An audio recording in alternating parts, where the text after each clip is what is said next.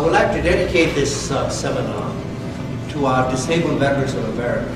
I've been a supporter of disabled veterans for the last 55 years. Face the flag, we will kneel on our right knee, and then give silence.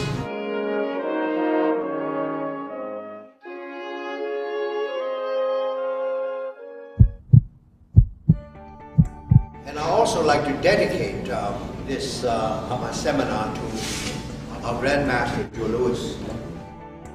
And I knew him since 1964. He was one of my heroes. I'm the only Asian instructor in America that support and dedicate my life to support Joe Louis.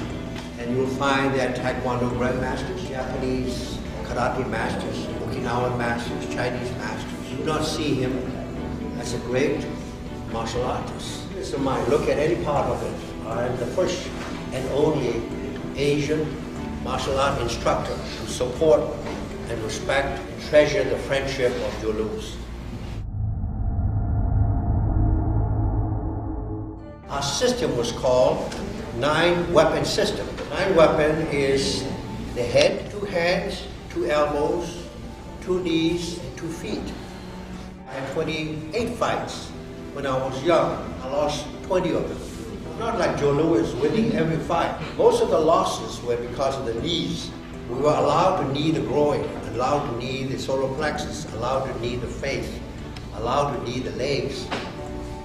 In this country, we are head-oriented. We like to punch the head, hook the head, jab the head, kick the head. In our part of the world, over 90% of them, knees and kicks, are below the shoulders.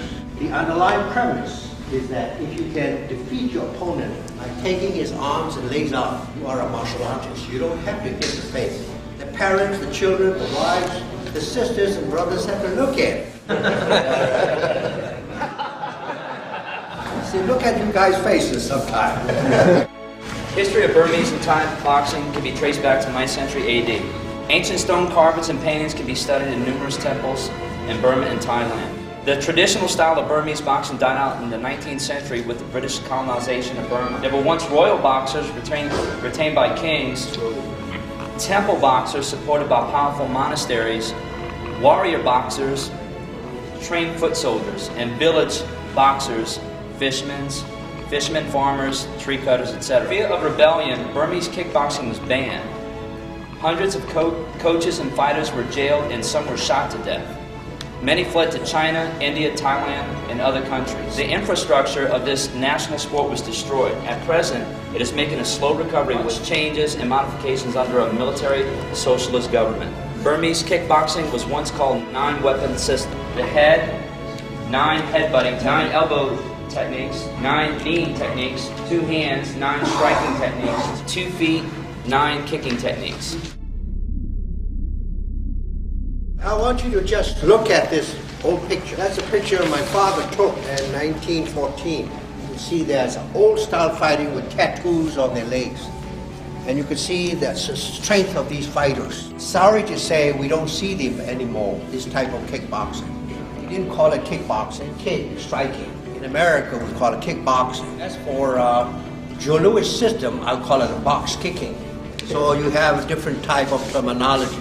Now, when you say stationary position, you'll find Joe Louis stance, Taekwondo stance, Karate stance. Groin is it's a target, so you'll have to protect yourself at all times. While we used to fight, our instructor would give us half a shell of a coconut shell. We have to carve it, drill a hole, and put it between the legs. And some will use peanut shell. The first place you're going to be hit is the groin. It's the closest target. When I first came to the United States, they were doing sparring. Shorin-ryu, Goju-ryu sparring. In America, in the 50s, they are allowed to kick the groin in sparring matches. In the 60s, Grandmaster Jung-ri came up with K-cut, what you call safety pads, safety kicks. We know how to harden our shin bone, harden our fists, harden our elbows.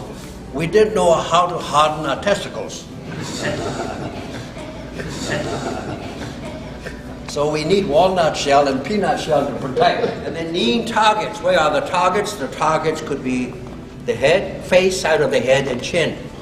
And body will be ribs, stomach, and chest. You are allowed to knee the legs, the calf, chin, the hips, forearm, the shoulders, and so getting knee on the hips, on the thigh, could be defeating. Angle knees and circular knee strikes. Defense against kneeing, how do you defend against knees? A person knee your inside of the thigh, if they knee your groin, if you knee your solar plexus. When you do your fish hook, you don't want a fish hook to be hard. So opponent weapons are compromised. He can't headbutt you, he can't punch you, he can't grab you. Fish hook is done not on the neck, on this muscle group. You lock it on these nerves. That's a beautiful fish hook because what the fish hook does, it goes outside your opponent's weapon. See, this elbow here is protecting. His head is away from it. The elbow locks on the side. So these are called a rolling fish hook. When you have a fish hook on your opponent, three things happen. He's going to move forward, backward, or sideways. If he moves, you've got to learn to change a fish hook. Think about it as a deep sea fisherman, and you are catching a marlin or a tuna. You've got to learn how to play with it. As soon as you fish hook, you're going to net it. This one is a little more permanent. This is called a fish net. Could you two show how this is done? Sir. This is called a fish net. Instead of doing this movement like in Muay Thai fight, you are vulnerable for headbutt. You're vulnerable for hooks to the face, elbows. In the fish hook, you don't face to face. Your head is against temple. This hand, my head, my body. Four of my weapons are around his neck, my head. The head is against the temple. The forearm on the shoulder. In our system, we have the called three type of throws. Throw means I throw you against the ground. Another one is called throw down, is to slam your opponent down. Very easily thrown opponent. Once you have the fish net. And throw hold mean that a judo does the throw hold. In jiu-jitsu, you throw and hold an opponent down. In our system, we are called throw down, so that our knee can drop on his stomach or chest or face, or elbows can drop. Wallace's peanut shell, coconut shell, okay? Out!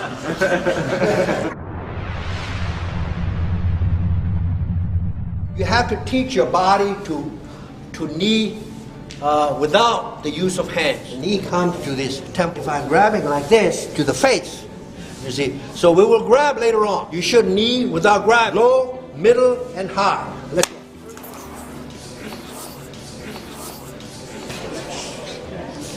We like to keep about 60% of our weight on the ball of your feet because we'll have to bring it up very, very quickly. The kneeing is not done with the leg alone. So what happens, the muscle group from the shoulder and the lat drop. So it is compressed. And then snap it up. Please make sure to not settle down on your heels. Get the body on top. Now keep this in mind, the kneeing and kicking power in our system is equal to American punching power. There are three lines here. I want you to see that. My knee to the leg, body, the face. If you go to Thailand, Cambodia, Laos, Burma, children started fighting, full fight. Sometimes 5-round, 6-round fight. They're 9 years old. So their bodies are trained there. By the time they are in their 30s, they are finished. Every weapon must have a target. A sniper weapon, a mortar, artillery, grenade, have target. I want to hide my knee here. This is a low knee, the straight knee. Middle knee, you need to grab it. So you have a fish hook, fish trap, fish net.